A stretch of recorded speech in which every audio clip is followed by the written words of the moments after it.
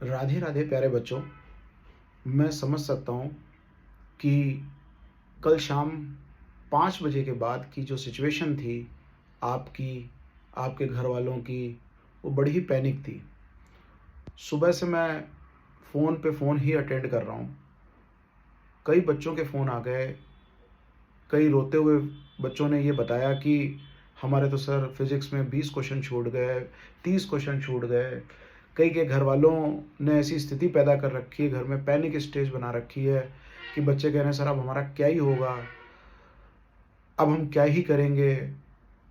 कोई बोल रहा है सर मेरे 570 नंबर आए, मेरे को तो क्या ही मिलेगा, कट ऑफ क्या जाएगी। तो मेरा सिर्फ और सिर्फ यही कहना है कि अभी सिचुएशन अनप्रेडिक्टेबल है। अभी कुछ भी किसी को नहीं पता और हमें ऐसी सिचुएशन में सिर्फ वेट एंड वॉच की स्थिति पर रहना चाहिए, क्योंकि जब तक रैंक नहीं आ जाएगी तब तक हमें कुछ भी नहीं चीज़ें क्लियर हो पाएंगी, कोई पिक्चर नहीं क्लियर हो पाएगी।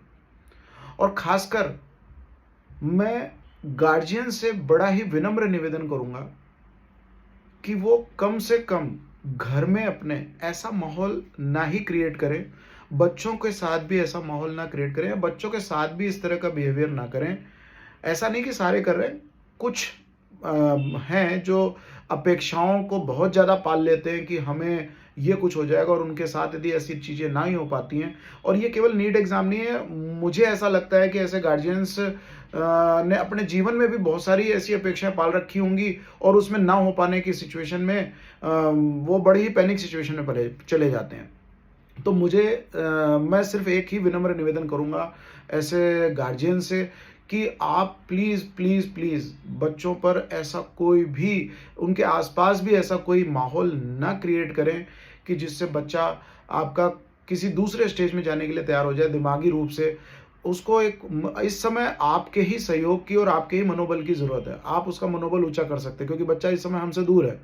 इस समय वो आपके पास है, तो कम से कम आप उसको ये दिलासा दे सकते हैं, उसको थोड़ा सा मोटिवेट कर सकते हैं कि बेटा कुछ नहीं, कोई दिक्कत नहीं है ना, सब अच्छा होगा।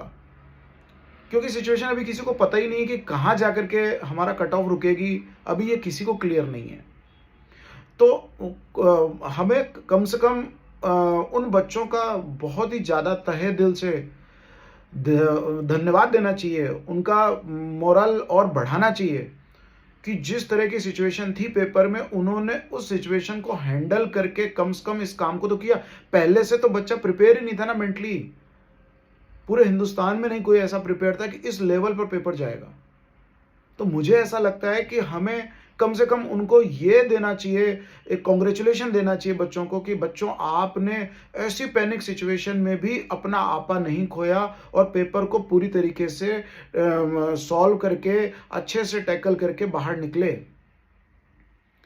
मेरे पास सुबह से कई गार्जियंस का भी फ़ोन आया, जिनमें कुछ गार्जियंस ने तो इतनी अच्छी-अच्छी बातें बोली कि सर हमने तो बच्चे को फ्री छोड़ रखा है, क्या ही कर सकते हैं अपन इसमें। बच्चे ने तो अपना कुछ जो भी एफर्ट किया वो तो किया ना। इस सिचुएशन के लिए ना तो कोचिंग इंडस्ट्री तैयार थी, ना ही बच्चा तैयार था, और ना ही इवन गार्जियन तैयार थे।